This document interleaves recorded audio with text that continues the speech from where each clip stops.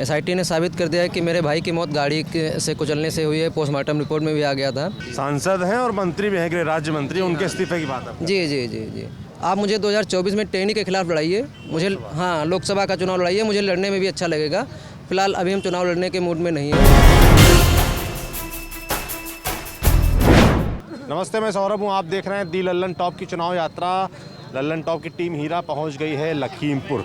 लखीमपुर पिछले कुछ समय से एक खास वजह से चर्चा में रहा है, वो है लखीमपुर कांड, जब किसानों की हत्या कुचलकर जीप से हत्या करने का आरोप लगा था आशीष मिश्रा पर, जो कि अजय मिश्रा टेनी यहाँ के सांसद हैं, उनके बेटे हैं। और इस वक्त हम निघासन चौक में हैं और हमारे साथ इस घटना के एक पीड़ित रमन कश्यप पत्रकार थे, उनकी भी हत्या हुई थी उस घटना के दिन। उनके भाई पवन कश्यप खड़े हैं। पवन, तब से लेकर अब तक क्या हुआ है? नहीं, तब से लेकर अब तक घटना, पहले बात तो मुझे बताइए। उस घटना में दो चीज़ मैं सुनता रहता हूँ कि कुछ लोग कहते हैं कि किसानों द्वारा जो घटना हुई उसमें रमन की हत्या हुई, कुछ लोग कहते हैं जीप से कुछ लेके। हुआ क्या था एग्जैक्टली? भैया, ये तो अब एसआईटी ने सारा सब कुछ साबित कर दिया है। अब हमें इस पर ज़्यादा बताने की वो ज़रूरत नहीं है। एसआईटी ने साबित कर दिया है कि मेरे भाई की मौत गाड़ी से कुचलने से हुई है। पोस्टमार्टम रिपोर्ट में भी आ गया था। और सुप्रीम कोर्ट ने जो है, इनके वकील जो हैं हरीश साल्वे, इन्होंने भी माना है कि रमन कश्यप की मौत इनकी गाड़ी से हुई है।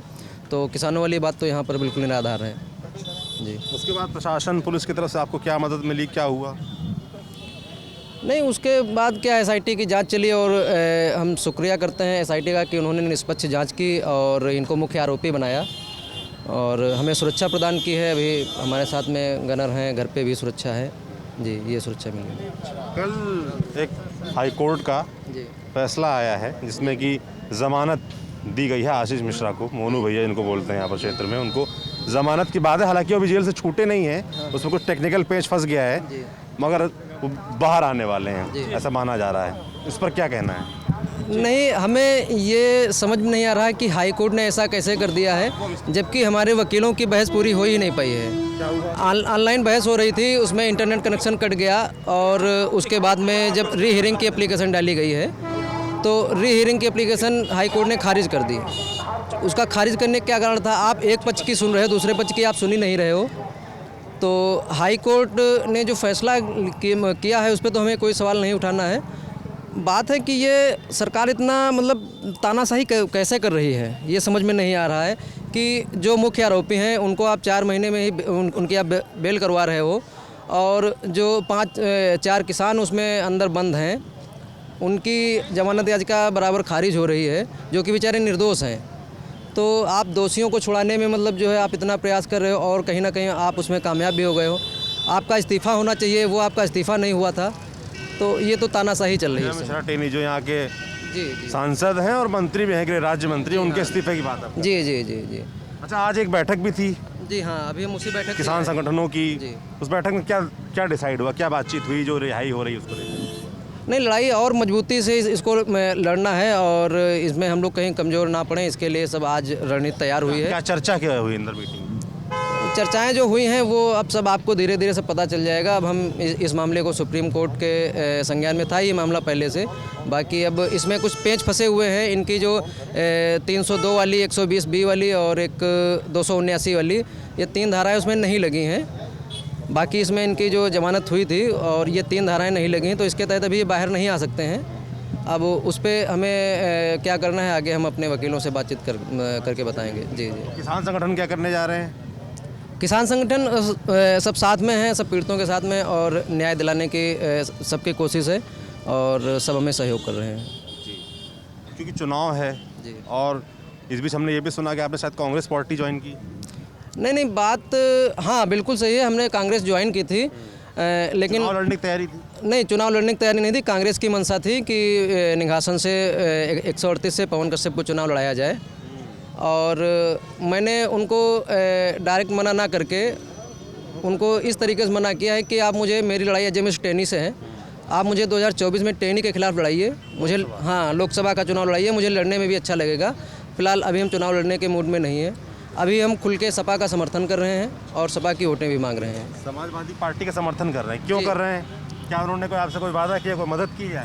नहीं नहीं नहीं नहीं नहीं कोई वादा नहीं किया है, कोई मदद नहीं की है।